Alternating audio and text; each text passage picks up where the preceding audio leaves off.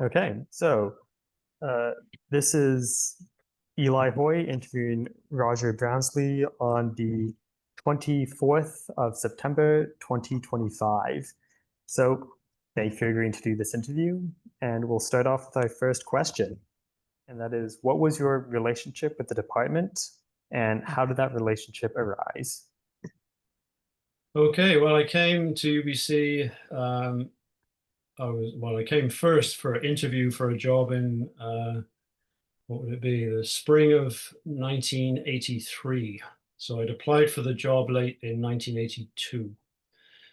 So I was born in a city called Bristol in the southwest of England, and so I did my undergrad at Bath University, which was a little unusual at the time. It was a four-year BSc program because it incorporated a co-op element to the training.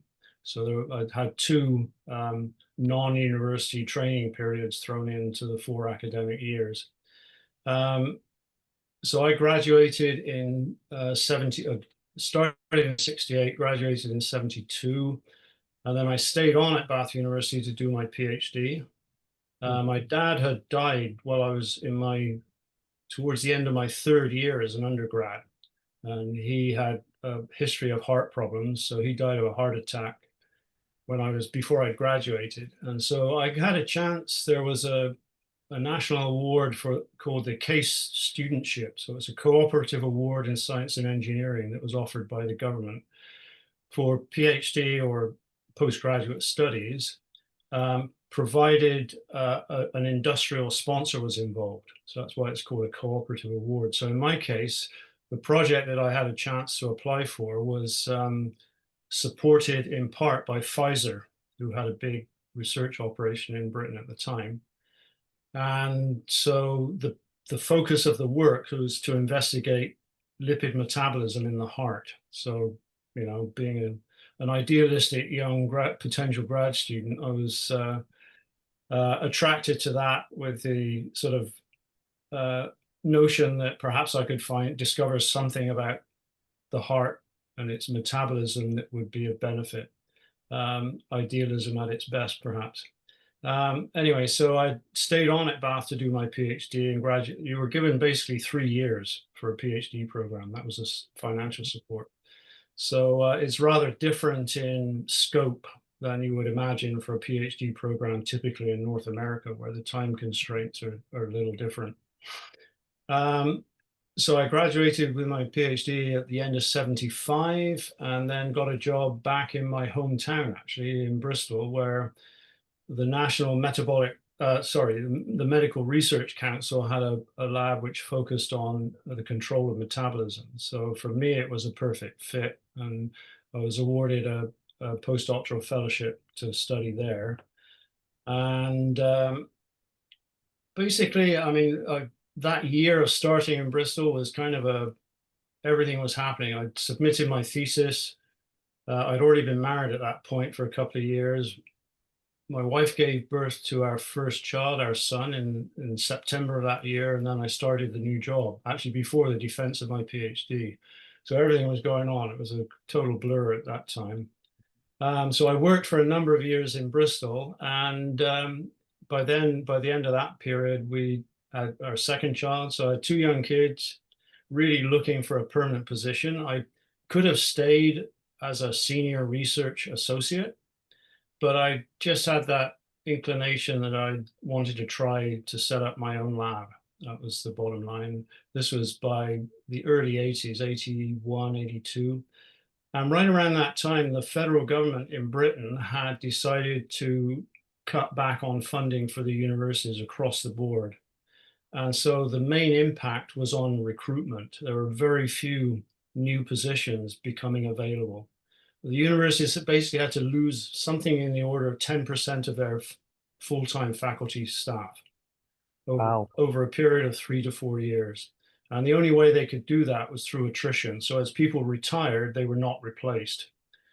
So that was the prospect I was faced with, was really wanting to get a position of my own, but the opportunities were very few and far between. And that's when the position at UBC was advertised. Actually, there were two jobs advertised by Biochem at that time.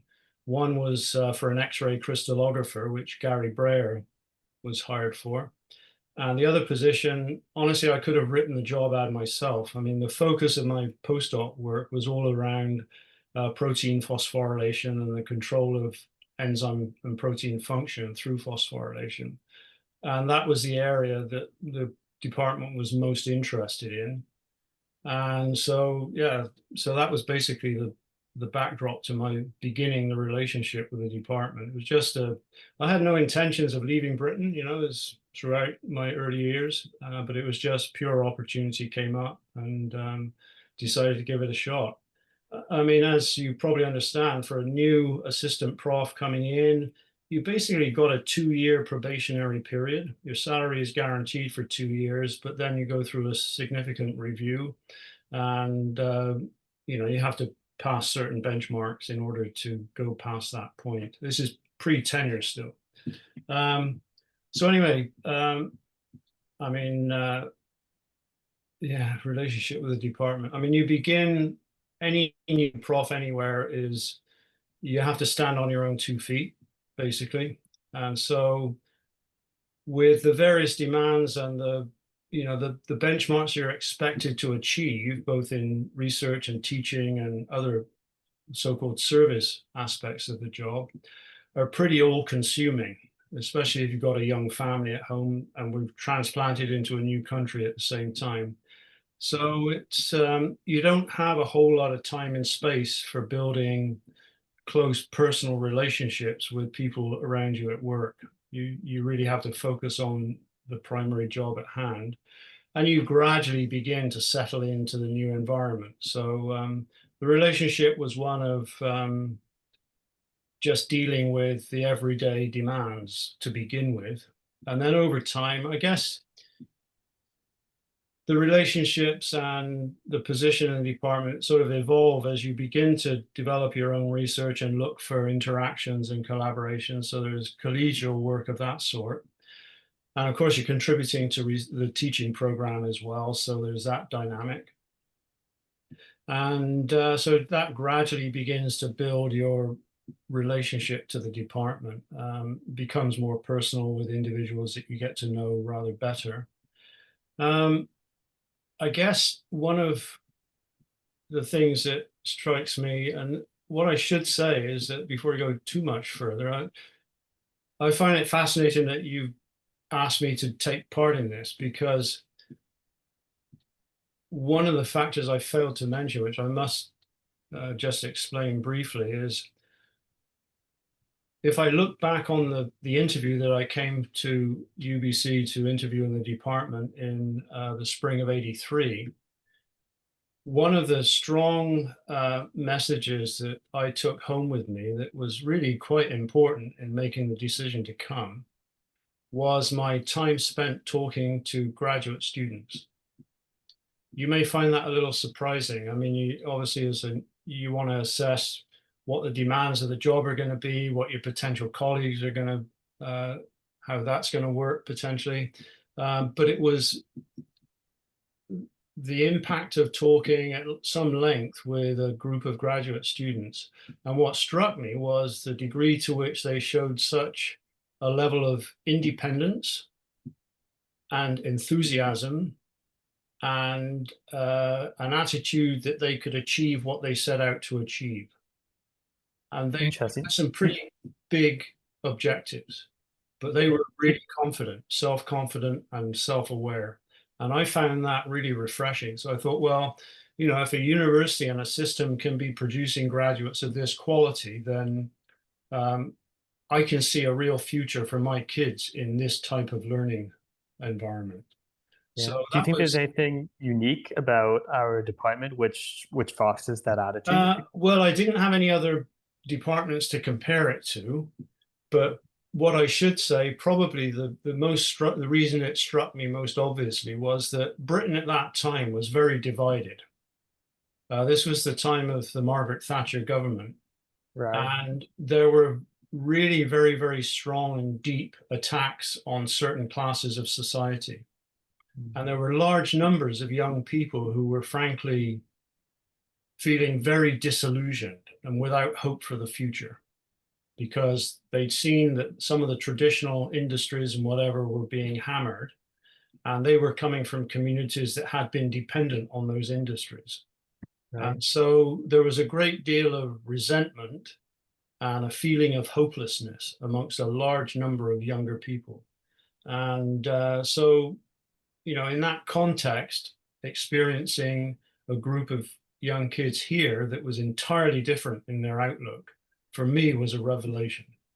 So that's why I just wanted to mention it. So it brings me full circle. So I had this interview with grad students back in '83 before I started out on my own career. And now I'm talking to young students again as a kind of exit interview. And it sort of seems a little bit ironic, but it's kind of appropriate as well.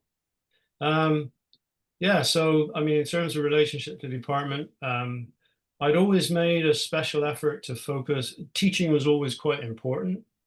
Um, I mean, in some senses, there's a kind of common myth that research faculty members kind of dismiss the idea of the real importance of teaching. But I found that wasn't the case. And although it's for someone with no real teaching experience to be hired into a position that requires it, it was a pretty daunting prospect, especially when you walk into a class for Biochem 300 in your first year, and there's 200 odd students there wanting to know the best stuff about biochem. So How there's a did you adjust response. to that? How did you Um, adjust to teaching without any experience? um, you try to make it personal, I think. Um, I mean, I always felt that I gained from the experience because I had to revisit the basics each year, refresh on stuff that, and then also to brush up and find out what had been discovered most recently on the topics I was teaching about. Even though it's a third year introductory course, you've got to be at the front end as well, at least as an objective. Um, so I found it personally rewarding for my own development. Um, and yeah, I mean, you imagine that you're talking to a small number of students. That's the best way I could approach it. Okay, there may be 200 people in the room, but I'm actually trying to talk to a few individuals. And that way, I think you can convey rather more, perhaps about yourself as well as about the topic. Um, so that was the main adjustment, just dealing with this sea of faces. And of course, the uh, marking exams at the end of term get the logistics of that are fairly unappealing, but part of the game, I guess. Um, yeah, and then quite early on, I got a chance. I was asked if I would be prepared to set up a new graduate course. There was a course on record on the calendar, Biochem 511, which had never been offered. No one had ever taken it on as a course. So I thought, well, I can turn it into something that is of interest to me, which was the general field of signal transduction.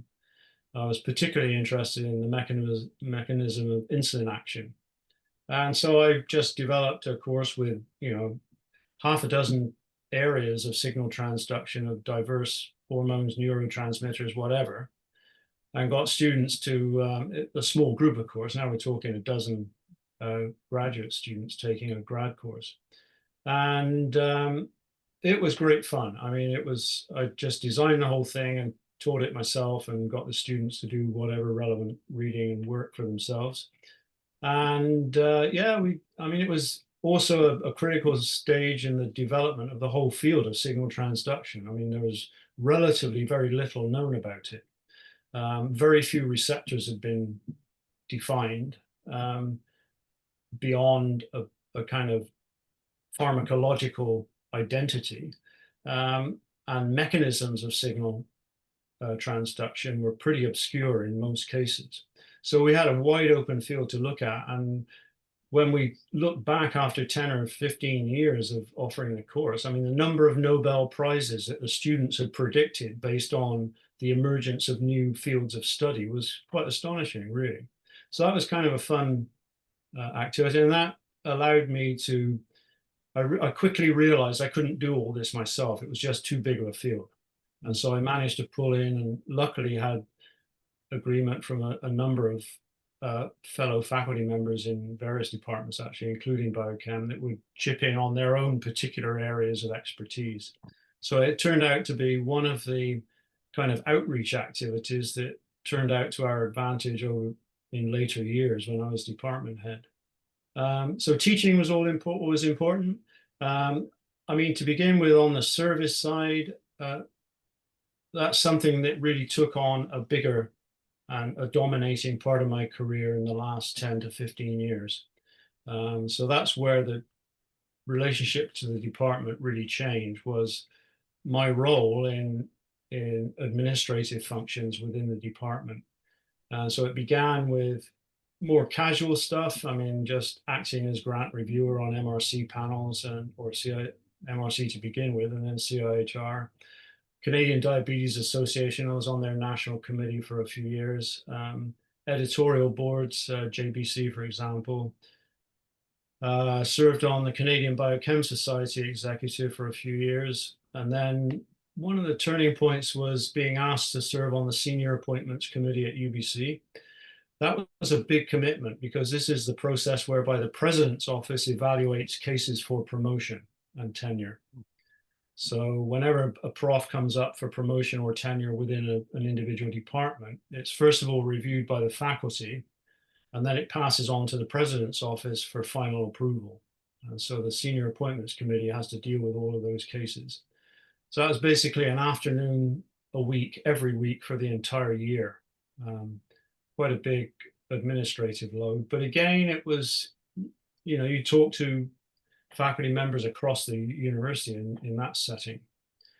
So it was probably that background that led the dean to come knocking on my door when a new department or an interim department head was needed. And so that then, once I served as interim head twice and then was asked to continue on in a full-time formal capacity. I mean, at the outset, I had no clue if I could do the job. I mean, it's a big responsibility, but you also don't know how other people will react to you and how you will react to other people. And it's many, many different levels of activity going on, because you're basically responsible for undergrad programs, graduate programs, mentorship of faculty, your own research. I mean, and then representing the department in the faculty and the university. So there's a lot goes on. I mean, George Mackey has probably explained a great deal of that already. Could you, for the recording, would you mind stating when you became interim head and when you became full head? And how was the adjustment period for you? How did you deal with that? Okay, so I was first asked when George Mackey stepped down in the summer of 2003. And I served as interim head while the search for the next formal head was underway. And that person, Chris Proud, took over in the spring of 2005. Chris was head then from 2005 to 2008. And then there was another interregnum. So I was asked to serve as interim again while another external search took place. And that external search eventually failed. And so I had taken over sometime during 2008 when Chris left. I don't know, I can't remember exactly when it was. But then I served basically from then until my retirement in 2016. The adjustment period is, you have a pretty steep learning curve in the first 6 months as interim in 2003, I would say. So you begin to at least understand what the responsibilities are. Although these things are written down, they're not really described in sufficient detail or with sufficient honesty, I guess. So you gradually learn what the responsibilities are. Perhaps I learned best when I realized I was going to be appointed formally as head of department in 2008. Because up until that point, it was, in reality, it was a short-term appointment. So I had to approach it on the basis of managing for the time being. and trying to keep fires under control and all the rest of it. Whereas once you have the job for a significant period of time, it's a somewhat different perspective. So now you get into a position where you can actually think about things that you believe ought to be maybe changed or modified or brought about within the department. So it is, and there was a very good introductory program. It lasted about a week, and there were one or two really good senior faculty members in the campus that participated as kind of mentors for potential new department heads. And someone who came back to our great assistance during my time as head was already either a senior faculty member or may already have been the Dean of Science at the time, Simon Peacock. And his presentation just struck home with me. He had all kinds of brilliant bits of advice that stuck with me. Can you recall any of that advice for the our one that students? really stood in my mind, there were two perhaps. One was kind of a funny anecdote. And he said, you know what? He said, I go home for dinner at times, and my wife asks me who she's having dinner with tonight. And what he meant was that you're so preoccupied by all the business that's going on in the department, you're not really in a space to interact with even with your best friend and colleagues at home. Right. So you have to, I mean, his advice was to try to compartmentalize at least at that level. So that was one thing. The other thing, which was more profound on a practical level, he showed a diagram which is probably de rigueur for intending managers. And it's a circle drawn into 4 quadrants or divided into 4 quadrants. And each quadrant has a descriptor. And it's a way of placing all of the items that come onto your desk, categorizing the various tasks that you have to do. So there are things that are both urgent and important. There are things that are urgent but not important. There are things that are important but not urgent. And there are things that are neither important nor urgent. But clearly that last one gets a lot of attention because it's things you simply don't have the time to tackle, and they're probably not worth doing in any case. So that notion of trying to prioritize things, to try to place some kind of value judgment on whether you should be placing a lot of emphasis on this or that or the other thing, and if so, when, for me, that was really helpful because honestly, you have so many requests come into your office on a daily basis that you simply cannot deal with them all. You couldn't even answer all the messages. You have to try to answer them all as promptly as you can, one way or the other. So you do have to learn to tell people if you're not going to be able to do something. Let them know right up front. So that was always very important. But also then to pick things that really do need attention. So those were things that really helped. And one of the, on reflection, looking back, I mean, it became apparent sooner than that, but what I realized was that if you have, as I was lucky to have, a group of people who recognize things that are important, this is the broad spectrum of the profs, both research and teaching faculty in the department.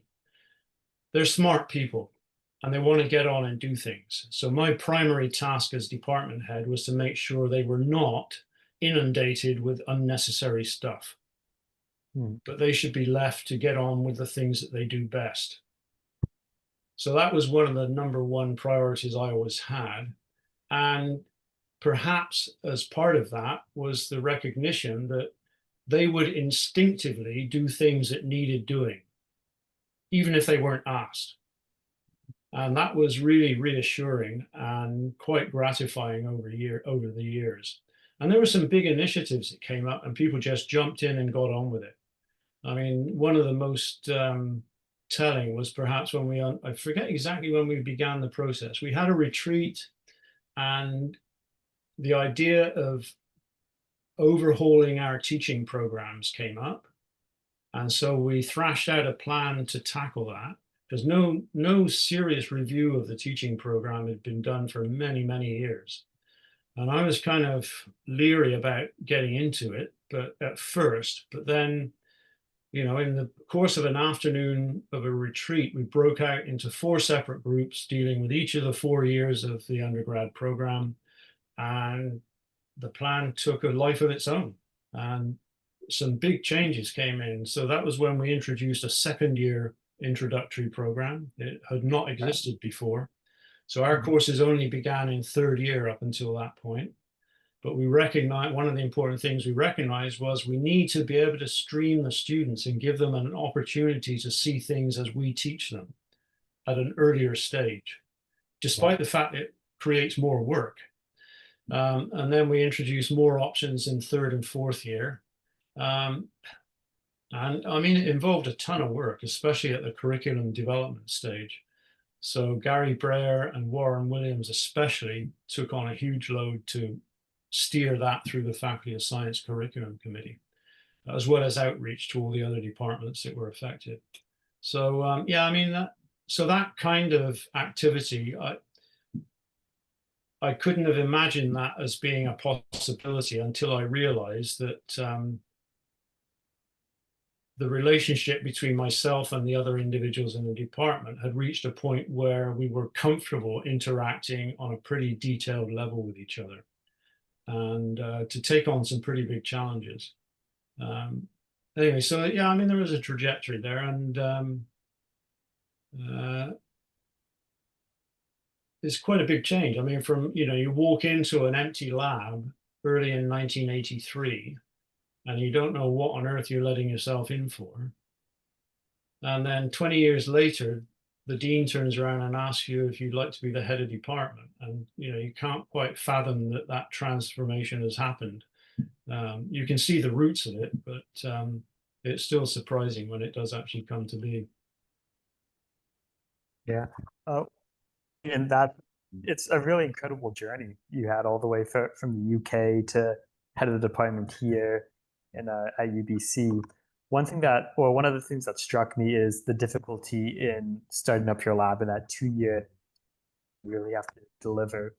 Do you have any advice for new professors on how they can weather that storm?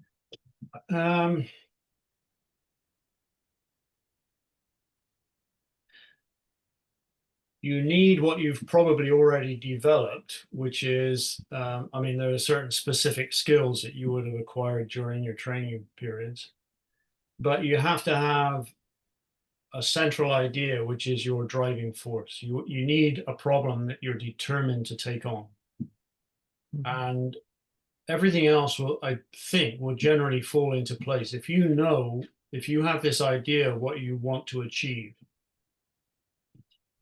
and it occupies the central point of your activities and your thinking, then you will be amazed at how, and if you can explain that to other people as well, then you'll be amazed at how much, to the extent to which people will be prepared to come forward to help. And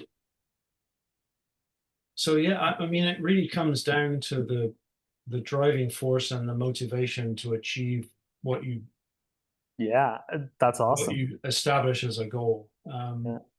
There will be a lot of distractions, but you have to keep the main focus in mind. Right. And I guess the prioritization topic we dealt with earlier is important here.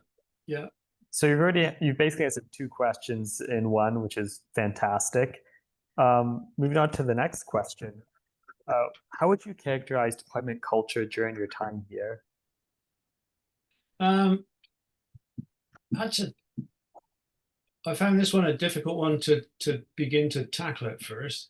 It really comes down to understanding the individuals that make up the whole, because any group is going to be pretty diverse. But one of the things that struck me as being really fundamental was that, and what was conveyed to me in several sort of specific discussions, was that there was an ethic of both hard work and striving for excellence. and don't compromise your standards. Don't take shortcuts. And so in terms of scientific enterprise, I think that's what I took away from my early years, that people were, and it wasn't that the earlier years of the department was clearly a period of both early growth, which is understandable. I mean, the department just grew from its bootstraps. So there was nothing there in 1949 until Sid Zabarski started. Mhm. And then through the early years, there were some pretty impressive leading lights. I mean, Blythe Eagles, I've still not completed an analysis of his contributions, but he was an extraordinary individual. He probably, above anyone else, had established the teaching program for biochemistry because of his own interest. I mean, he was basically an enzymologist, albeit working in the Faculty of Agriculture and in the Department of Dairying. So there was him. Sid Zabarski was an unusually gifted person. One of the early recruits was jointly with the BC Cancer Research Centre, a guy called Charles Beer. And Charles, I got to know, he was just rounding out his career when I started in '84. And he even gave me his teaching notes for Biochem 300. I mean, my link to him sort of was I realized he grew up in a part of England that was very close to where I grew up. Oh So yeah. we were not quite neighbors. We were a county apart, but there was something about his demeanor and the sound of his voice that was very familiar. And Charles, he was recruited from the University of Toronto along with his longtime colleague, Bob Noble. And they've done really outstanding work in developing vincristine and vinblastin as some of the earliest anti-cancer agents. So they were doing really fundamental biochemical work in the late 50s and early 60s. I think Charles came in 1960.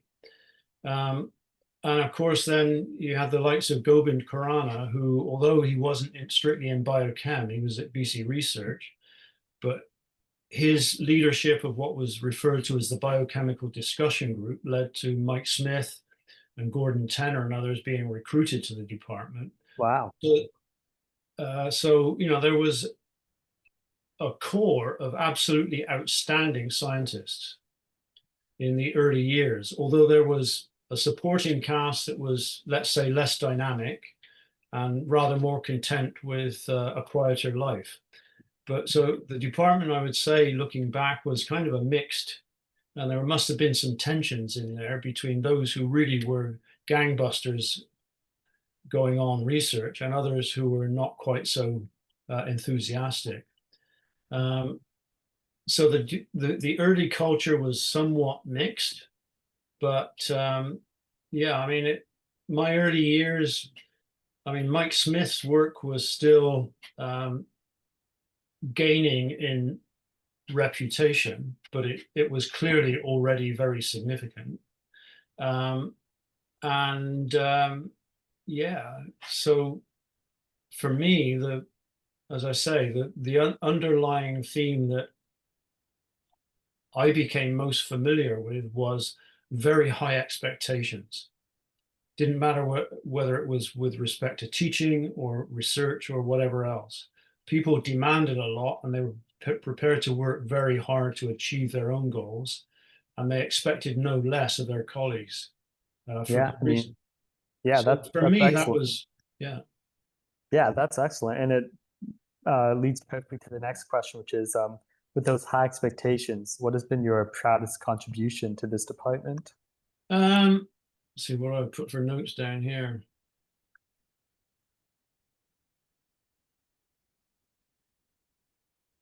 The things that struck me were at the time that I came in, really the goal was to establish a firm level of stability in leadership.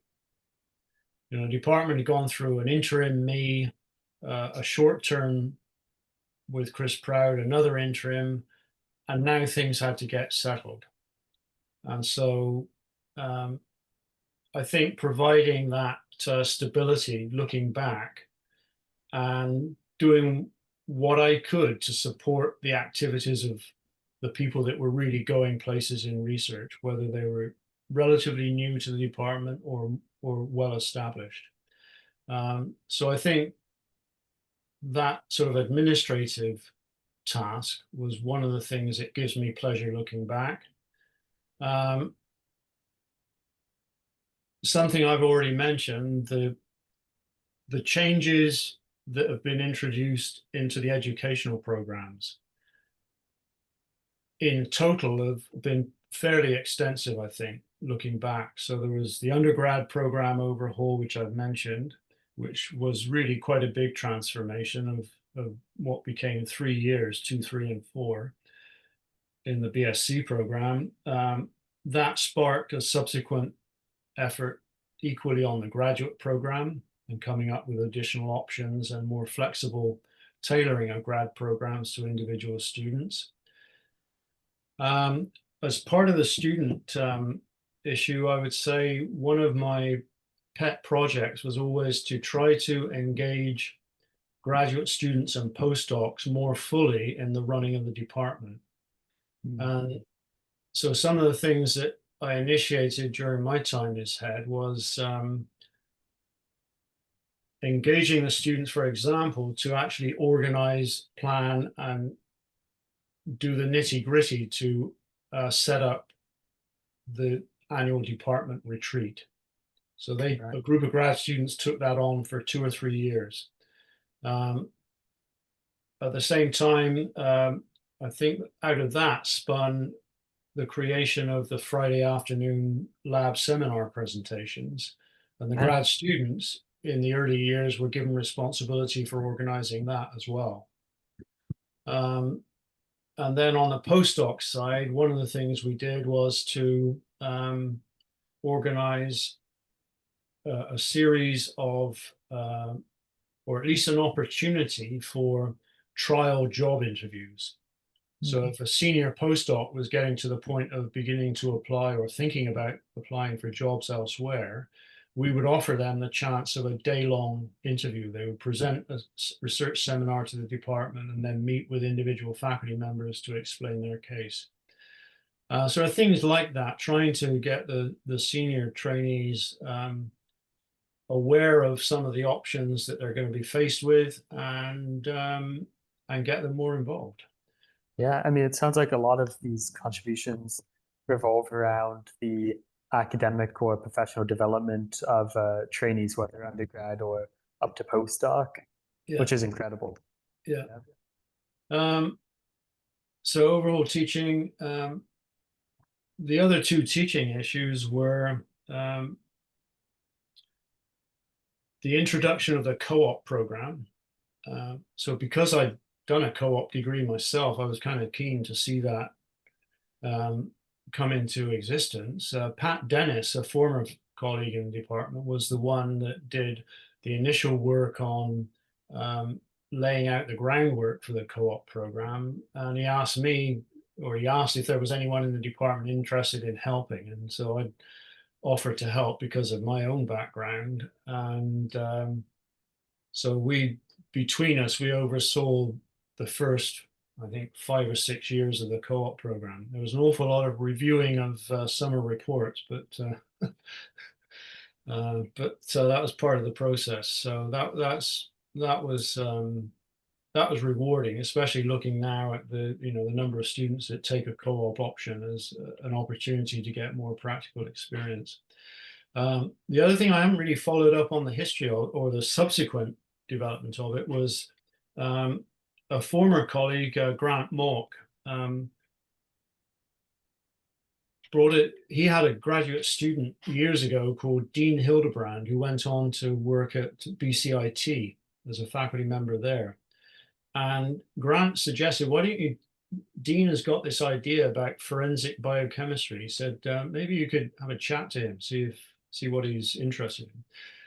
And long story short, between us, we came up with the idea of a joint degree program between biochemistry at UBC and BCIT. Hmm. And that was a long process because apparently it was unprecedented to have a joint degree program between two institutions in the city. The logistical barriers seemed to be too big, but we prevailed with it. And again, a lot of curriculum development work from people like Warren Williams.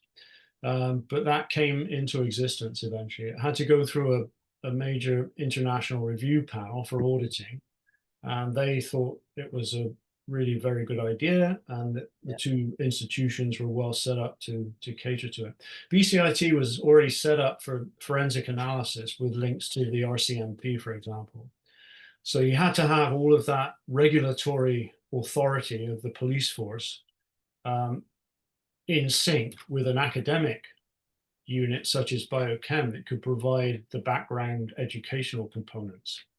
And so the two institutions together came up with, I think, what was a pretty good plan. I don't know in subsequent years how that's worked out, what the success or otherwise of the program has been. So Yeah, so I don't know about the details of that specific program, but there is an undergrad in our lab right now who's doing both forensics and biochemistry. However, I'm yeah, not sure if she switched from one to the other or if she's doing both concurrent. So okay, perhaps. yeah, But I mean, though that's all fantastic, though. yeah. Um, The final I'm curious, thing was what occupied just one other thing is the last couple of years, maybe 2.5 years, I was in office, if you were. Um, the emergence of cryo-electron microscopy was a big issue. And what scared it was the thing that scared me most was that we could potentially lose a number of very um, outstanding research faculty members, namely Natalie Stranadko, Calvin Yip, and Philip Van Petegem, among others, because these were all people who were telling me that cryo-EM is absolutely blowing the world apart in terms of structure determination from their perspective, being interested in rather large proteins or protein aggregates. And so they convinced me that this was something that had to be, we should at least try to establish a cryo-EM facility in the Life Sciences Center. And long story short, we managed to do it by hook or by crook. And it was one of those initiatives that eventually came down to knowing whose doors to go knocking on across campus to raise awareness. And the people that I had met through my years of serving on various student supervisory committees across campus and then the various administrative work, that all came back to help in a huge way, actually, because people were receptive, they knew me, and yeah, so that was very satisfying to see that come about in the yeah, end. well, I know that there's a number of people in my lab, of course, Kelvin's lab, who Yeah, are very happy that you're able to make that work. yeah. So thank you for that. It was a big group effort, in Yeah, truth. I mean, it took a lot of people to keep the fires burning. naturally. I'm curious, over your past few decades in the biochemistry department, have you noticed any significant change either in culture, personnel, or whatever stands out to you?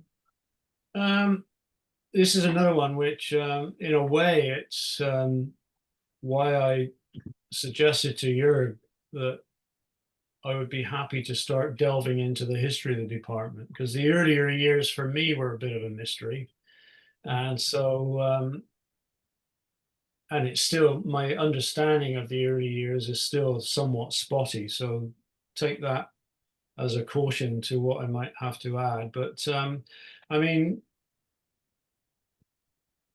but there have been dramatic changes. A lot of it you would perhaps predict, something that's starting from scratch, from nothing, is if it's successful, it's going to grow. So that's certainly the case. So the number you could do a head count of the number of people who are either research faculty or teaching faculty, the number of students that are trained each year, number of grad students in the program, that sort of thing, most of those metrics would have shown a pretty substantial upward swing at different stages in the development of the program and of the department. So there's a sheer size. I think the standing of the department is something that has grown very substantially. I mean, obviously, the Nobel Prize is the benchmark that everyone would aspire to. And the fact that there is clearly a Nobel tradition, with although Gobin won his Nobel after he'd moved to MIT, there's absolutely no doubt that a lot of the foundational work he did for that was done in British Columbia. So he was the one that mentored Mike Smith. So there's that continuity. Likewise, Mike was the one that introduced Mark O'Mara and Brett Finlay and others into the university.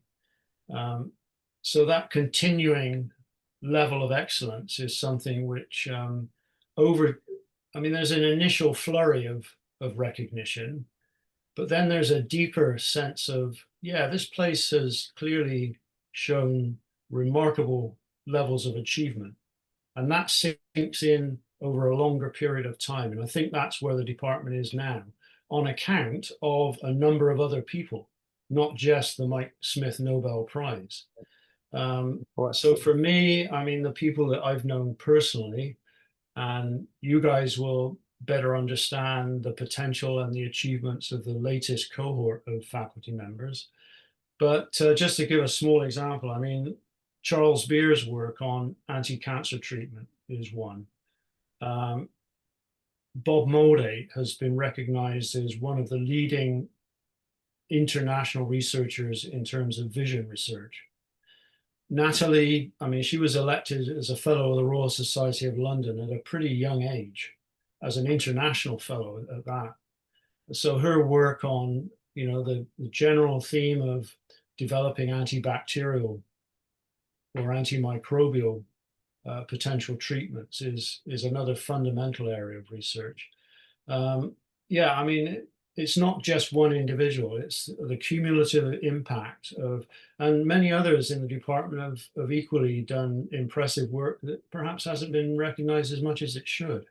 Ross McGilvray and Grant Moore were the ones, among others, to establish the Centre for Blood Research in collaboration with what was then the Canadian Red Cross, but then became Canadian Blood Services.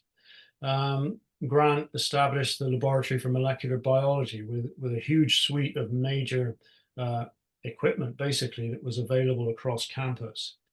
Yeah, I mean, the university has had, sorry, the department has had a big impact on activities across campus in many respects, and the links with cancer research have continued. So I think it's that, so where the growth has happened, I think, has been both numerically, but also in terms of international standing and recognition of the excellence of work that has emerged from the department over many years, actually. And that doesn't come cheaply. I mean, it takes a long time for that recognition to sink in. There are probably, that's fantastic. So I also need to keep this moving a little bit. Yeah, sure. I'm curious, over the past few decades, what do you think are the most important things you've gotten out of this department, and how has it really shaped you?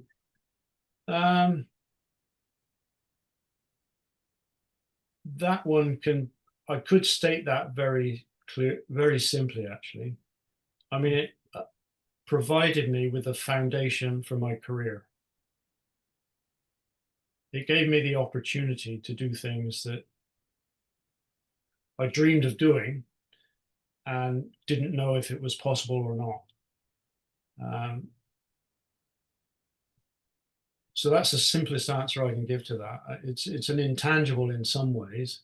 But yeah, I mean, included in that, you know, I would come back to So what you give? I mean, how do I explain that? Well, it's the quality of the people that are around you. I mean, the colleagues that step in and help, that provide a lot of hidden or patent supports. It's the quality of students that benefit and come back and tell you that they have, and thank you for whatever you've done in the past. It's the opportunity to see what those graduate students and or former grad students and postdocs can go on to achieve. I mean, it's an astonishing level of achievement, actually, when you begin to examine what happens. And so, yeah, I mean, the department provided that framework, and the opportunity. So it was pretty fundamental for me. Then that's amazing. And I realize it's hard to answer because you'd have to know the counterfactual, which is uh, impossible. But that was a fantastic answer.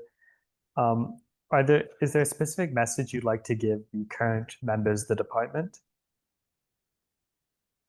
Um, Probably reiterating previous statements. I think the foundations really are to plan to tackle a difficult problem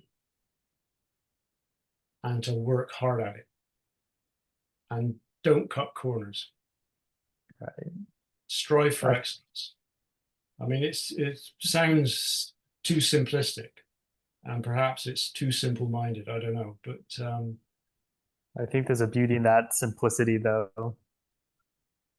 Going for the foundations of what makes good science good, right? yeah, yeah.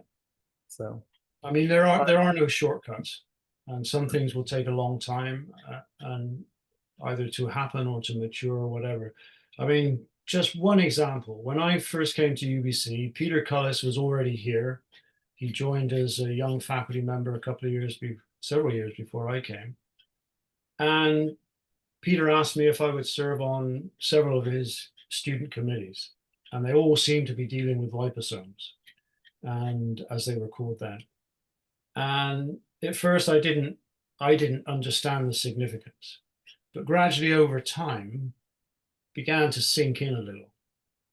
Now, Peter and his teams, many teams over the years, have maintained that focus on really the fundamentals of lipid structure, how lipid structure organizes itself into different forms, the dreaded phase 2 and inverted and whatever.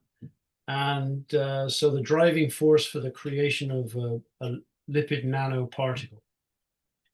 And now here we were, in 2021. So this is dating back to 1980. Now we come to 2021, and without that work, there would have been no mRNA vaccine. Now, very who would have true. predicted in 1980 that would be one of the outcomes? That's the beauty of tackling a difficult problem, something that's really fundamental, and sticking with it and exploring what the potentials are. And it took 40 years, but who cares?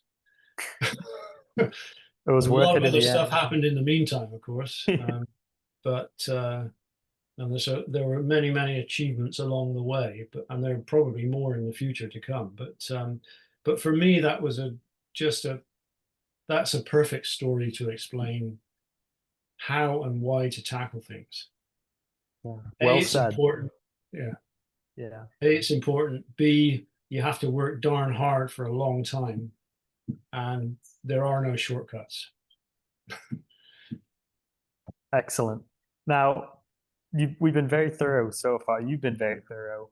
So I'm actually at my last question already, and Okay. that is, in your view, what should the department focus on in 25 years so that when we reach our 100th anniversary, Yeah. or when we reach our 100th anniversary, where should we be at? Um,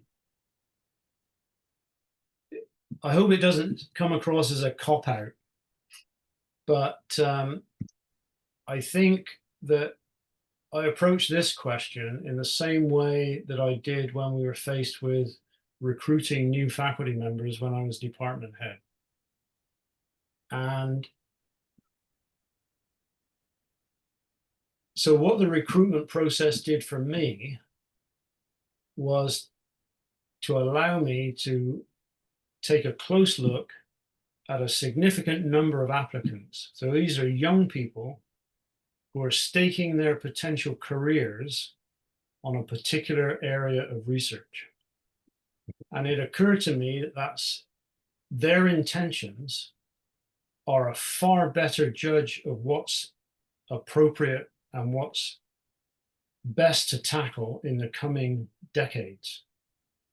So the recruitment, I mean, it made me convinced that the department's long-standing tradition of examining a panel of applicants and trying to come up with the best person from that list, regardless of what they're planning to do. So you look at the strength of their training, their productivity as grad and postdoc researchers, and their competency as you judge them in an interview, because you learn a lot from their own personal contributions to the work that's gone on before. So if they've played a leading role in some of the great work that they've done as a postdoc or a grad student, then it will become evident that they were actually intellectually involved in this work. They were not simply being told to do this experiment or that experiment. So provided you can come to a reasoned judgment of those different qualities, their training, strength of training, their productivity, and their intellectual capabilities, then those are the criteria that I always thought were most important in determining who should be offered a job.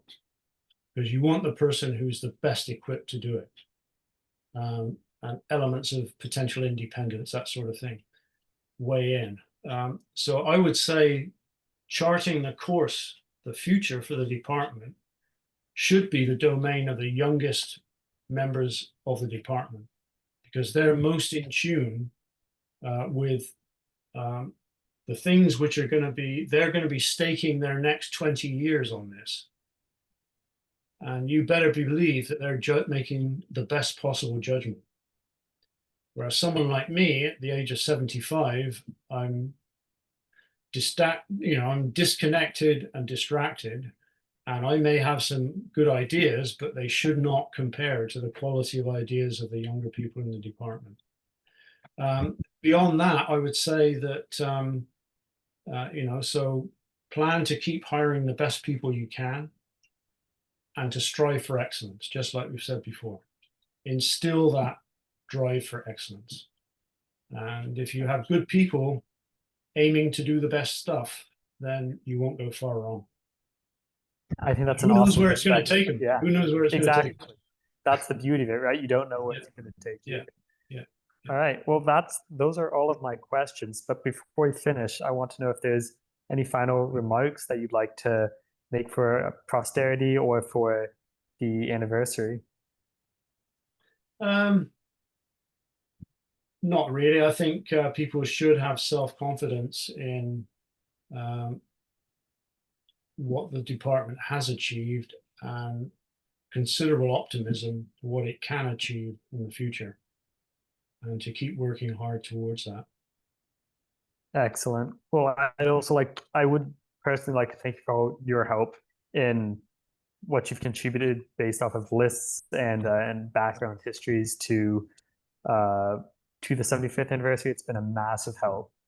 So thank you, and thank you for your time Hopefully today. there's more to come. I mean, it's as I say, the developing our understanding of the history of the department in a bigger sense is definitely going to be a longer term project. I mean, I hope that you've been able to accumulate enough to provide a glimpse of things for the 2-day celebration.